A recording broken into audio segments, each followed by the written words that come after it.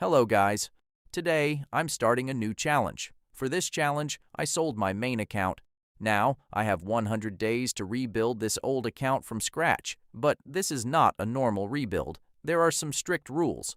Challenge 1. I need to reach 3,200 rating. Challenge 2. I need to reach Division 1 at least 2 times. Challenge 3. I cannot spin packs using 100 coins. Challenge 4. I must buy a paid manager. Challenge 5. I must open at least 2 packs using 900 coins. Discount spins are allowed.